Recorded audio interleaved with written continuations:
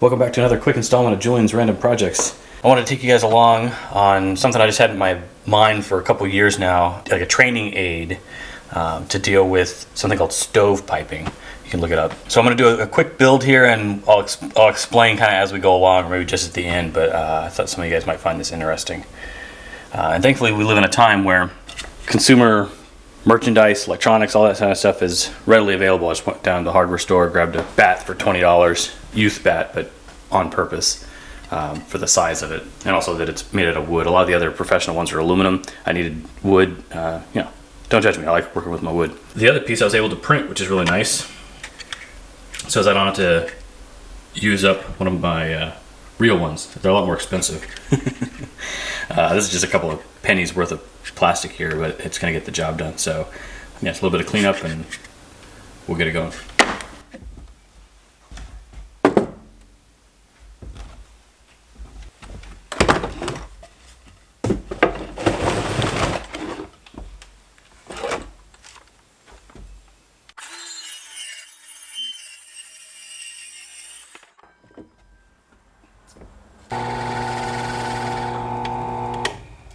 So I need to scuff this up, at least I think I do. So I'm going to epoxy or JB weld it inside that plastic and create a better bond or more surface area. I'm going to just scuff this up, put a couple grooves in here to give it some better adhesion.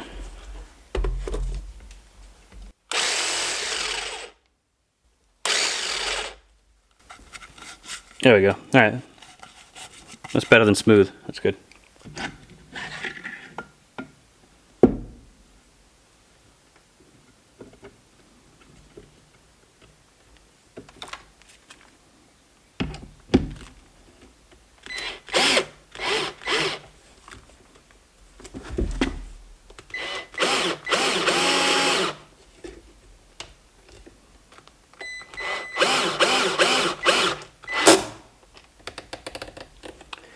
I want to go much tighter for fear of stripping that out.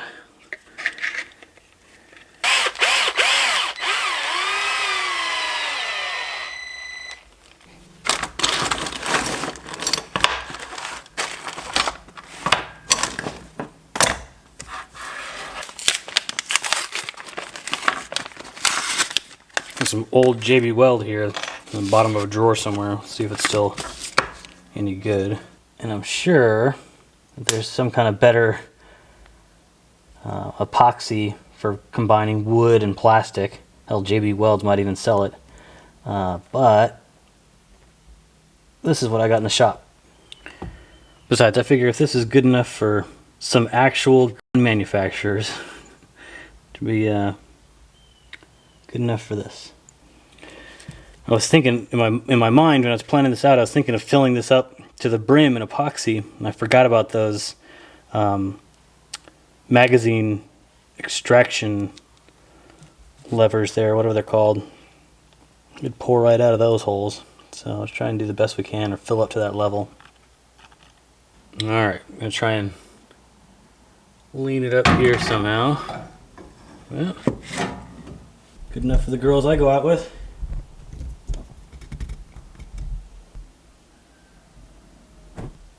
Alright, then we'll just let that dry and see how it does. Alright, let's see. It's the next day.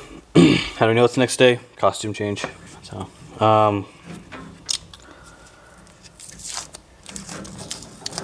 again, this stuff here was just on to help keep the JB Welds from leaking down. Not bad. We'll see how long that holds up. It's pretty solid. Just needs some kind of it's a little too slick here. Because of the, I printed this in PTEG. Probably not the best for, if you were going to use this for its intended purpose, but for this it's perfectly fine. ABS also would have worked great. I might print another one in ABS if I need to make a duplicate of this. So let me get that wrapped up and then I'll explain how I intend to use this. Alright, so that worked out well. I've got, put some gaffer's tape on here. Love that stuff. I think something similar would have been like hockey tape, but I didn't have any around, so went with the gaffer's tape. And this is exactly what I was envisioning. And I love the world we live in, where you can come up with an idea and then, you know, that same day build it.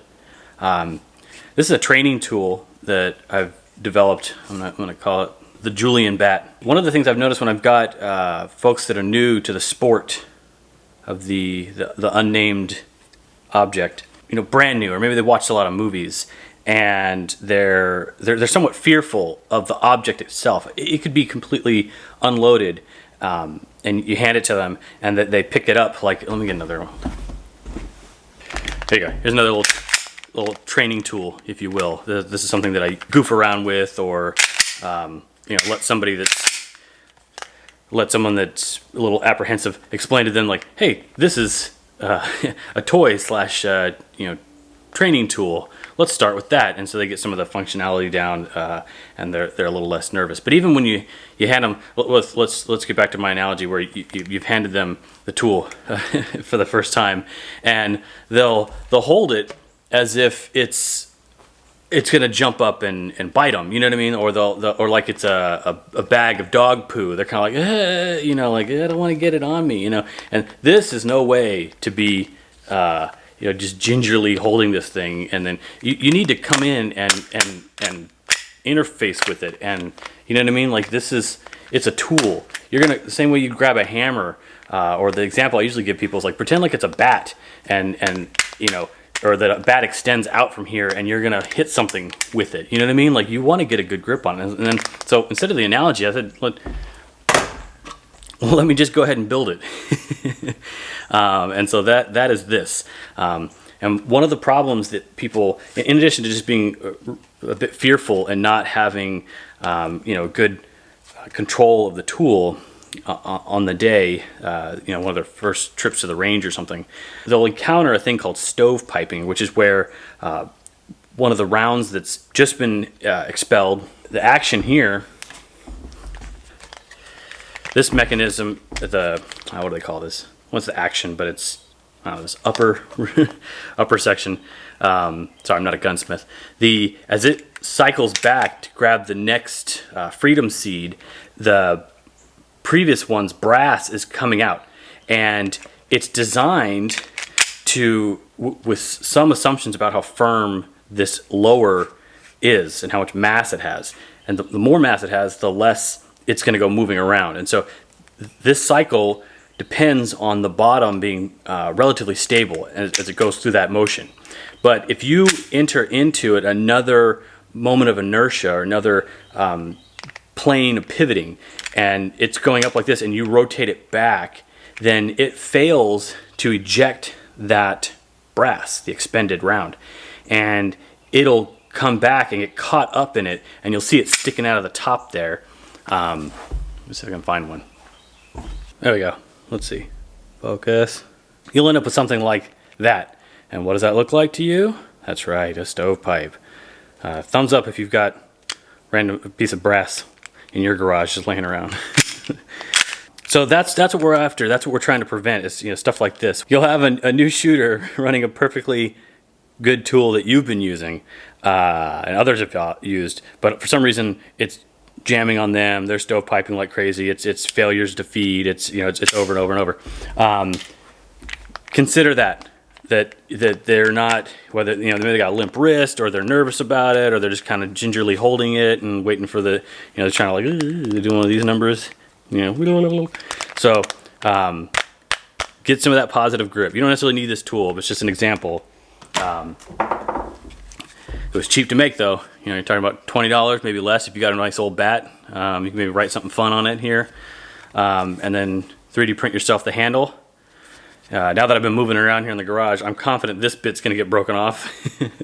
But I intentionally included a rail on here, and I think that one of the things I'll add to this is a laser sight, so that we can also do some, you know, some maybe like pushing out kind of stuff, and folks can see what breathing does. You know, at a distance they can watch a little cat toy kind of light move around, and they'll see what, you know, small effects on, you know, your stance, or how you're holding things affect where the muzzle tracks to. So we'll be doing some fun stuff like that. So there you go, the Julian Bat. So if you've got any, I don't know, personal manufacturing that you're doing, let us know down in the comment section there.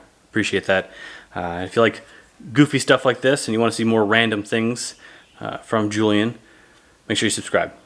Thanks. I'm hanging in, there ain't no doubt, and I'm hanging tough. Over and out, over and out, over and out, over and out. So, some bonus footage at the end. Some of you may have noticed I left the supports in here. I did that on purpose. And I might even go back and modify this model to be completely solid in here, or at least filled in completely, so it's not supports, it's a part of the STL file.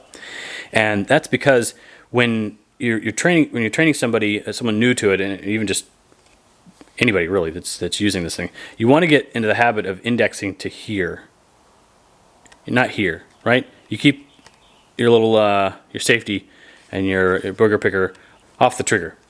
That's what you want. And the other fear I had was that somebody might have their finger in here and it's a bat, so that there's leverage on this, and someone could actually like get their finger stuck in there, maybe like, you know, tweak it a certain way. So this keeps everything on the outside. You know, no one's getting their finger tucked in a thing if they decide to goof around with this thing. But I think it's good training to come up here, and then, you know, when you're ready to engage, you drop it down. So better just to keep that completely filled in, since this is a training aid and nothing more. So see you guys.